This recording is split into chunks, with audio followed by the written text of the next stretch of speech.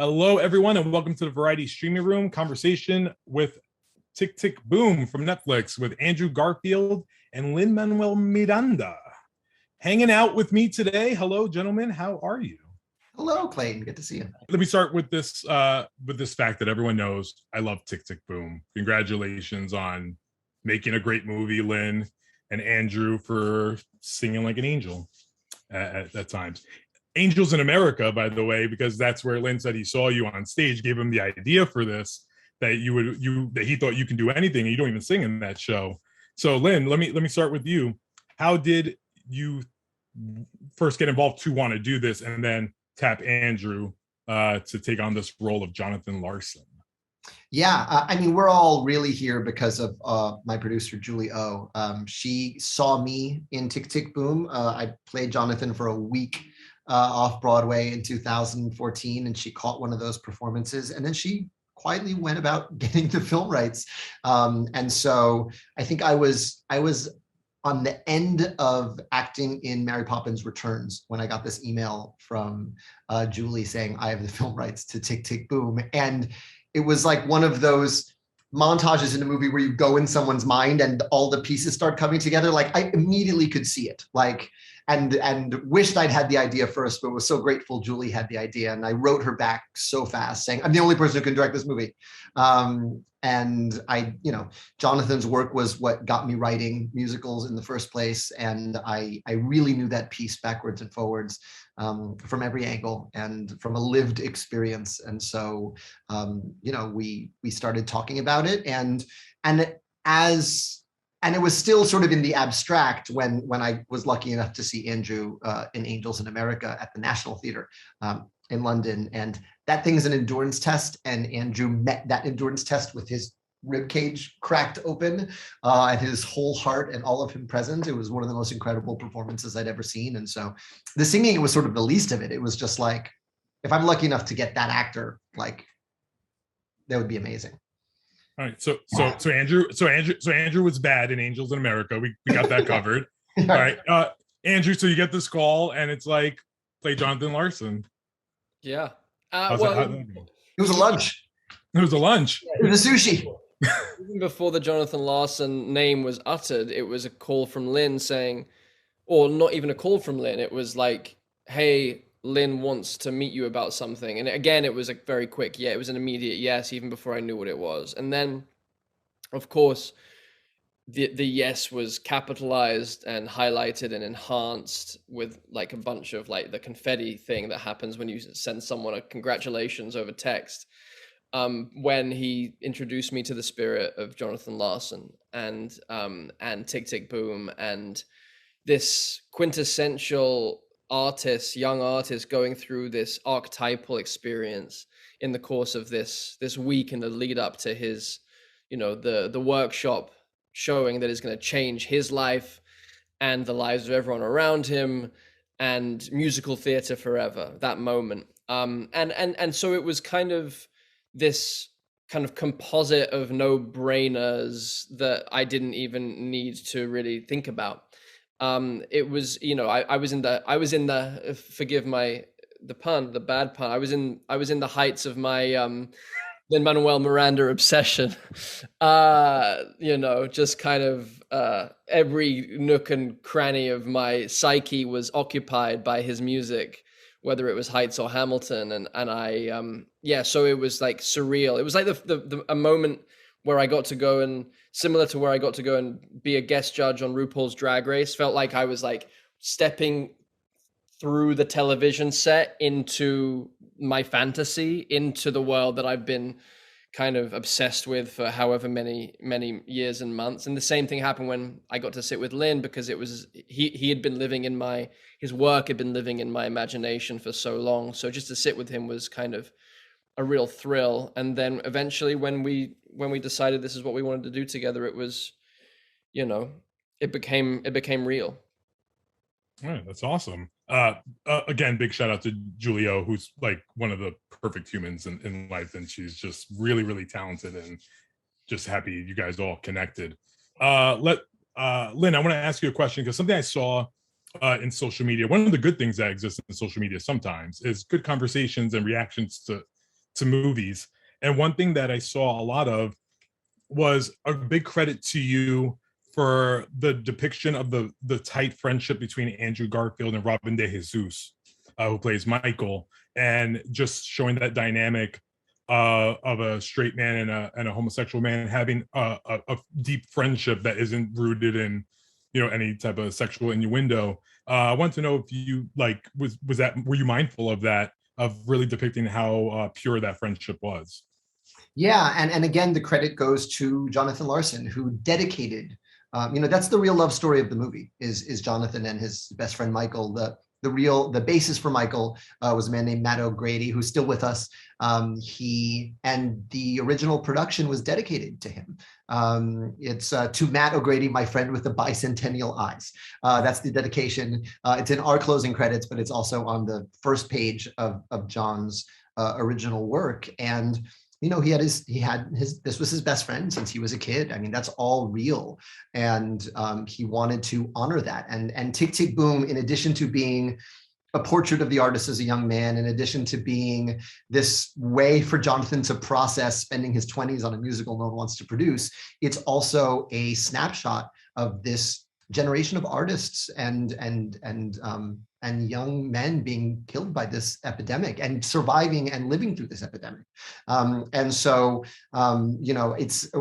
another sort of joy of that is bringing Robin De Jesus into that conversation, and his chemistry with Andrew was instant.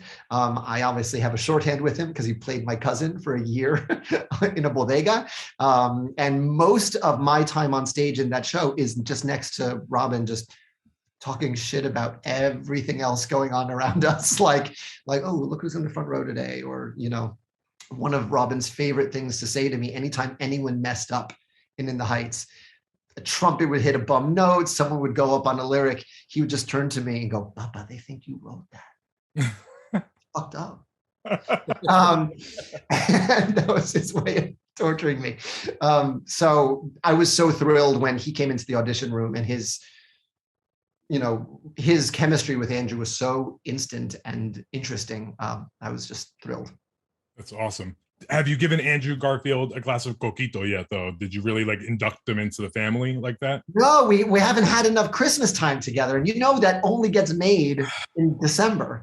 I'm still hoarding my bottle. I mean, yeah, you gotta hold on to it as long as you can. Little sips. You can't Andrew, take. we're gonna get you there. Yeah, Andrew. One thing that you do so well right from the jump of the opening number 3090, we get a whole sense of your musicality, but you weren't trained in piano your entire life. You learned it for this movie, making me mad that I can't learn anything in record time. So what did you do to prepare? Was it just for the songs, or are you now well versed and could play by ear and read music, or what are you doing now? Oh God, I wish. No, I learned as much as I needed to by rote, as much as Lin needed to get on camera by rote, because as we get older, it's harder to absorb and learn new skills, as we know, and we become less like sponges, more still like sponge, but like a crusty old sponge that needs to be chucked.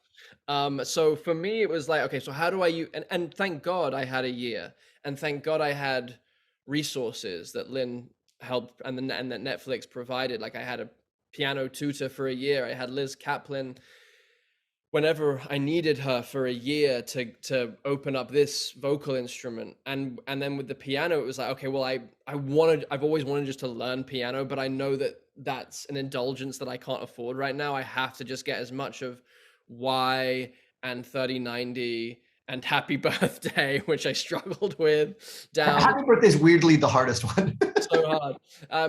Just to serve the story, serve the way that Lin and Alice want to shoot the film. And I think we've managed to trick people into thinking that I am fluent with piano. And that's a lot of that is down to this incredible teacher I had, but also Kurt Crowley, who in lieu of me being able to learn full phrases of full songs, I was okay, so just show me the rhythm of the right hand, show me the rhythm of the left, and show me the rhythm of the feet, so that if they don't see my actual fingers, it'll feel and also like John was such a passionate player. He was such a passionate singer and Yeah. musician. That was maybe the most important thing, was the spirit. And I remember in the screen test, it was my first time at the piano, and Lin had set this beautiful space up for us just to kind of play and be free. And I was like, I am not ready to play and be free until he put on one of my favorite songs from one of my favorite films. He put on Huey Lewis and the News playing Back in Time from the Back to the Future soundtrack, and suddenly, John came alive. Andrew John like felt like he was confident enough to let loose, even though he was just like making terrible like Muppet sounds on the piano. But like, so he gave me the runway, he gave me the resources to really just kind of devote myself to making sure that by the time we got into the Delacour or the New York Theater Workshop, that I was seemingly very confident in my voice and in my piano playing and in my and because John played and sang for, it was life and death. It wasn't for art. It was literally to save the lives of his community and his own. It was that serious for him. Yeah, he wasn't a lounge pianist. This was Yeah. Billy Joel. This is Jerry Lee Lewis. This is like wear out the piano banging. Yeah. Awesome. All right. Well, congratulations on fooling us. You did very well there. I have to give you the opportunity, Lin, to talk about this cast that you assembled. That obviously includes Robin De Jesus, but Alexandra Shipp, Vanessa Hudgens, Joshua Henry, like Bradley Whitford. I mean, everyone just coming together. Some of the greatest talents in the world. You have some really good friends, and know a lot of people's cell phone numbers. What did it feel like to have them all for your first venture into directing? Yeah, it's an interesting mix because it's sort of a mix of people I'd always wanted to work with, like Andrew and Bradley and Judith, and folks I've worked with my whole career, like Josh Henry and Robin. Vanessa Hudgens. What I remember was, I really remember distinctly Tommy calling me after his first day of rehearsal for Grease Live, being like, "Yo, Vanessa Hudgens is for real. She's the most prepared. She's the most like game day, like ready to go." And just his incredible sort of just stories about her work ethic on that like impossible thing he made. I benefited from that shorthand that he already had, since Tommy is sort of my closest collaborator. I'd never seen Alex's work before doing the thing. She came in on the audition and just ripped the roof off of Come to Your Senses in her video. And I was just thrilled with her chemistry with Andrew. And Bradley was like a Hail Mary pass. He knew me as a West Wing fan, basically, and fellow Wesleyan alum, and that was about it. But he also was filming Handmaid's Tale at the time. And so I could only get him on my last 2 days of filming. And so I sent him James Lapine's amazing documentary about Stephen Sondheim, which sort of has Steve at all ages, and was like, learn it, come to me with a Sondheim. Luckily he also has a beard in Handmaid's Tale. That worked in my favor. And he came, and it was a trial by fire, because his first scene with us was with a room full of real musical theater composers. There's like the only people in the room who actually know Steve Sondheim personally. And he had to do that. He had to play him in front of like all of his friends. So that was quite an extraordinary day. And it was our last day. It was our last day of shooting. Wow. That's awesome. We don't talk about Tick, Tick, Boom without talking about Sunday. Like we have to talk about Sunday. So Andrew, you survived Sunday. I don't think I could have, because that was just royalty in a room. But talk about the assembly of that. And then Lin, you could talk about the monumental achievement of keeping that a secret without people asking you for several months if so-and-so is in the movie, something Andrew might know a little bit about, getting questions along the way of his career. I think Lin is probably better to talk about the assembly of it, but for me, just the experience of being dropped into musical theater heaven, like the Madame Tussauds of like musical theater, animatronic, actual flesh and blood, Bernadette Peters and Cheetah Rivera and Joel Grey, like that was, so my task was to basically not run away fall to my knees, Wayne's World style, and proclaim I'm not worthy over and over again. Like that, that was my job, was to stay standing and act as if I belonged. And then, you know, I think I got to pour all of that adoration that I was feeling and filled up with just from being around everyone in that scene. And I got to just like vomit it all on Bernadette Peters in that one moment, and just kind of let her know how important she is to us all, and to be the vessel, the channel for that love from her community and the gratitude from her community for how she's lived her life and what she's given us over the decades, really.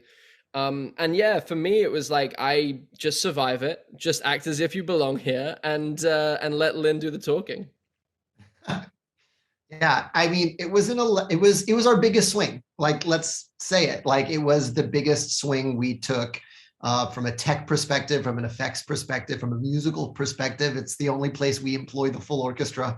I hired Michael Starobin, who did the original arrangements for Sunday in the Park with George, to just arrange this song. That was fantastic, because he's putting Jonathan quotes in the way he would have put Steve's quotes in the orchestration. And then it was incredibly complicated by COVID. What should have been like an incredibly fun, easy 2 days with everyone singing live and singing their hearts out became a week in which we quarantined the crew to keep our performers safe. We created new levels of quarantine and zones because we have legends on our stage. You have to protect them at all costs. At all costs. But the tricky thing is, like, and that means tiling, because I can't have a group number where everyone's standing there together. It's just not safe. So there's more often than not, when you're watching that sequence and you see 4 more people in the frame, they're not really there in the frame. It's done through tiling and post. And so that was a whole math question: who's quarantined at which level and who can we put next to each other? On top of the math that was, and then the wall comes down, and then they hit these spots. So it was an incredible logistical challenge, and I am so glad we had that week of theatrical release before it was on Netflix, because I got to sit in the Paris theater 5 times and watch the gasps after gasps as that number gains momentum, and you see who's populating the diner. It's really magical. Wow, that's awesome. Alice Brooks, your DP, who is on loan from us from heaven, because she can just capture everything beautifully. The aesthetics of the film, did you know originally how it was going to be framed up in terms of feeling 90s-esque, like it was plucked right out of the 1990s? And then Andrew, for you, as specific shots were coming into play, did you have to learn how to play more to the camera that it wouldn't feel as, Broadway-esque, or, especially as you're learning piano during that time? Well, first of all, Alice, I have there's enormous luck when it comes to Alice. Like, we're the same age. She grew up in the Village with a bathtub in her kitchen. Her father was a playwright. And like, they moved at the time that Jonathan was writing this. He stopped being a playwright and moved out west. So her memories of New York in 1990 are frozen in time, in that year that she moved. And they're also my memories. Like, we have the same sort of child's eye view of that Dinkins era. It's not Disney Times Square yet, but it's not graffiti on the subways either. It's like a really specific time in New York City. And so we had the same kind of VHS Betamax memories of that. And so playing with those textures, like, we knew exactly, we were kind of looking at it from the same angle from jump. And then, I learned so much from her, like, just in terms of choosing lenses. Like, okay, if we choose this anamorphic lens, this is what it does to the light in the background. And I go, that's great, because we are not going to be able to dress all that, and it refracts it in a weird way, and we like that. It was really incredible. But we had we sort of had the same points together to sort of talk about the look of the film. And for me, it felt like this incredibly natural collaboration between director, DP, camera operator, set designer, and actor. Like it felt like it was everyone was operating under the same North Star, which was Jonathan's psyche, Jonathan's emotional experience, the story of Jonathan in this period of time. And so it didn't feel like any one of us had to fit into the other's needs. It all felt like we were all fitting into Jonathan's, the needs of Jonathan in any given moment. So even in a more technical number kind of moment, everything felt like it was designed around Jonathan and around this particular moment in his story. So, and we all got there kind of together. There was no didactic kind of thing, and it was again just very, very collaborative. And I haven't had that experience where each department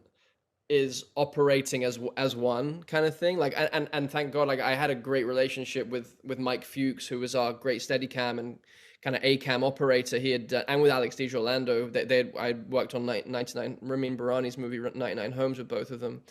And so I had a shorthand with Mike, who was mostly filming me.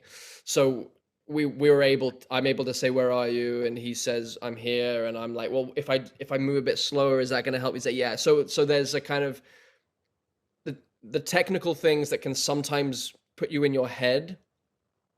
If they can be dealt with, for me anyway, if they can be dealt with very quickly and very kind of like secondarily, I can stay very present with the imagined reality of the character. So that, I think it was all just incredibly useful in that way. Oh, awesome. Listen, Lin, I know how much fun you are on Broadway sets and on sets of movies, so I have to ask about funny moments and Andrew Garfield slip-ups or anything that might have happened on set that we would find incredibly entertaining. Oh, what? Where to start? Well, I mean, it was, my first instinct is honestly like that Boho Days party, because that was, we have to film this a cappella musical number, and we spent most of the day doing that. And then we had about an hour left, and we needed to film this party. And I just said, okay, I'm going to DJ. Mike's going to be walking around with the Steadicam, like, let's go. And all of the people in the scene who had quarantined 14 days for the right to be maskless between action and cut had a fucking for real party. Like we had a 20-minute like little rave, and it was really, really joyous. Andrew, do you have your own story that you recall from set? Lin would do that, yeah. I mean, and he would also be in such longing to be in the frame sometimes because of the scene, which was mostly hilarious and brilliant, and occasionally like frustrating because like you're still like at the end of like one of the No More pieces, and like between me and Robin in his apartment building, and like where it's like it's just before we enter the big kind of like that big finale, like we're doing it over and over, and then like he just like runs out in the background in front of the green. I'm running outside the window of the skyscraper in the green screen. And just but I only would do that after I knew we already had the shot. I only did that if I had a shot we were happy with, and then I would come in and rap with Black Thought for a second and then run away. He really just wanted. There was this giddy longing to be a part of scenes and a part of moments, which was just so beautiful. But also, I think about like the fun we had with the stuff that didn't end up in the movie as well. With like a bunch of like Ferris Bueller kind of direct to camera kind of fantasy imagined sequences, and there's a couple of things that I hope we can put online at some point because they're just so bonkers. Like one time he takes the shirt off, and the topless take in No More, the milkshake take. I throw like dumped a bottle of milkshake on his head. So we're talking about release the Tick Tick Boom cut now, right? Release the Miranda cut. Is what's on that? All right. Hashtag the criterions for, so we'll get that going. Release the not as good cut, but maybe slightly funny, weird, entertaining cut. The blooper reel has it all. We'll do the blooper reel. So look, Lin, actually, Andrew brings up an interesting point that I want to ask you, especially since you were in the show for that 1 week time, which, by the way, does that video exist anywhere? Can we There's video of like rehearsal. City Center always like films the rehearsal, and then there's like little selected clips. Okay, so we're gonna find that tape too. So was there, I mean, was it, did you were dying a little bit inside of like, God, I just want to like be, no, not at all. You were No, like, not no. at all. I had too much work to do. No. It was, I really took the responsibility of like, this is Jonathan's thing and I can't mess it up. I can't have the ghost of Jonathan Larson haunting me. So I would only jump and play if we had what we already had in the can. But yeah, no, it was really like, I mean, the also the fun of working with Andrew is he's done as much research as I have, if not more. And so we always kind of came with our own sort of alternating set of notes, like, all right, like WW JLD today. And that's how we would start our day. You know, I had my ideas and he had his ideas, and we would find sort of the best idea in the room. And that was also felt in the spirit of Jonathan Larson in terms of just like having a real theatrical collaboration. And we had to convince Lin to be in the film. Like he really wasn't down with it. He was like, I don't know. But like we kind of wouldn't. Wait, I'm sorry. Can you do that impersonation again? How was he? He was like, I don't know. But he really wasn't. We had to convince him to do at least a cameo as the fry cook in the diner. Because he really, he did. He was feeling the weight and the responsibility of it, and he didn't want to be a distraction anyway. I appreciate that for Hitchcock. You know, Hitchcock. Right. Carry a tuba onto the bus. It's gonna happen. With Stephen Levinson, who's like, there are many musical adaptations that have existed to film, and they usually just kind of feel like, oh, you took the stage version and you put it into a movie. But this is way more thoughtful than anything I've seen in a while. Just in the structure of the show changing, because No More comes like really early, and typically it's like towards the end, correct? Oh, we switched everything. But a lot of stuff got switched around. So can you talk about like this new evolution of the show? Yeah, well, we kind of took advantage of the fact that there's no definitive version of Tick, Tick, Boom. Sure. There's like the many versions he did from 1989 to around 1993, 94. There's the off-Broadway version adaptation by David Auburn that was posthumous and beautifully directed by Scott Schwartz. But it was we sort of threw it all on the table and we're like, all right, none of these are a movie. So what's the best movie? And we cut 3 songs. We added 2 songs that he used to do in the monologue, but didn't end up off Broadway, Swimming and Play Game. And then we also use it as I said, if we do our jobs right, this should say score by Jonathan Larson at the end of the movie, because there was such a wealth of material in the Jonathan Larson archives at the Library of Congress that it just seemed a shame not to put more of his music into the world. So, you know, I have my friend Veronica recording a freestyle cover of one of his songs that you hear on the roof when he's talking to Susan. Oh, really? Yeah, that one's on the soundtrack. We have the Mountain Goats cover this song he wrote about a road trip with his friend Jonathan Burkhart, called Only Takes a Few. The CNN, the like 1010 Wins music is a CNN jingle he wrote that CNN never got. And so that was another fun part of the discovery, was like Stephen did a brilliant job of kind of creating this week in Jonathan Larson's life where we could set Tick, Tick, Boom. And then the other fun for me as the filmmaker and a fellow songwriter is to also investigate, what does Jonathan Larson writing a song really look like and really feel like? It's different from how I write a song. I mean, the only thing we share is like enjoying a deadline and meeting it at the last possible second. It's probably the most autobiographical bit that bled in, but he would ask himself these questions. He would ask himself, what am I doing to be a better ally? And write a song as a response to the question. How do you measure a year? 525,000. That's how he would prod himself into work by asking himself really big questions. And I think it's so heartbreaking and fitting that the last song in the piece, every lyric's a question. Yeah, awesome. I have 2 last questions for you guys. You both serendipity, I don't know what you want to call it. We're very busy this year with multiple projects.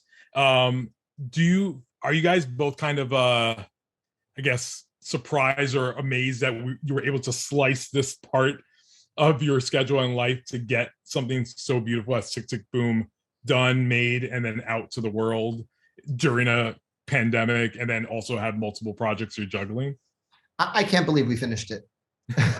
Honestly, there were so many times when it didn't look like we were going to finish it. It looked like the world was ending and maybe production would start again, but maybe our project wasn't important enough to get back up and going. We'd only filmed 8 days before the pandemic hit. I thought, oh, my filmmaking debut might be over before it started.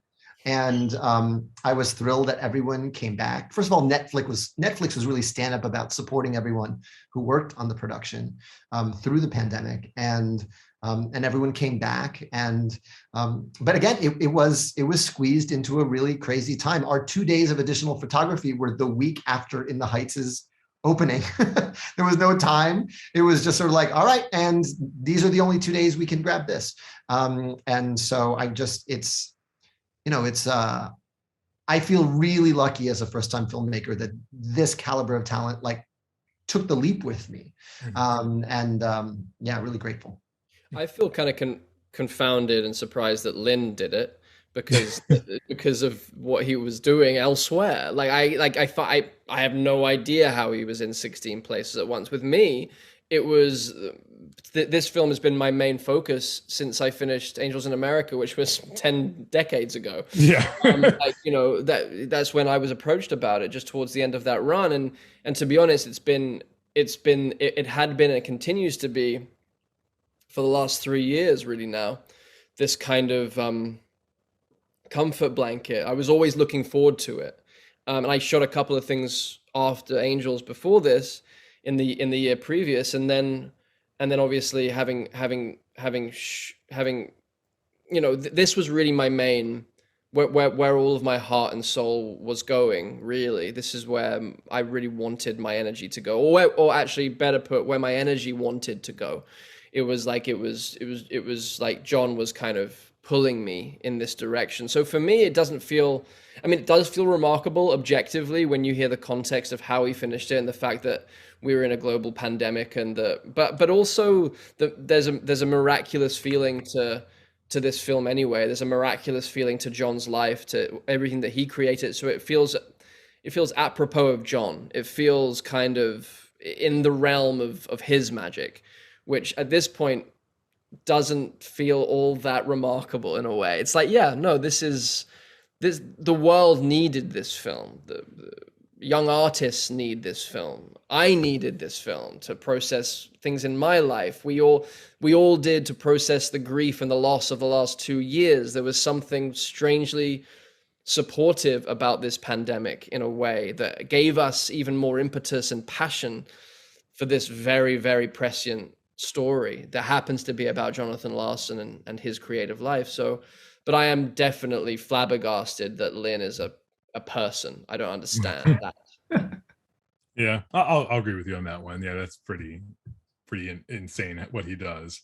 My last question for you guys is, arguably, you both have given your best cinematic endeavors yet of your careers with this piece. I say it's arguable because some people may not agree, but I think that best stuff that you guys have ever given to the world of film is on display in Tick, Tick, Boom. So I want to give you guys the opportunity to say something terrible about one another and what it was like to really go through this experience together, and what you'll take from it.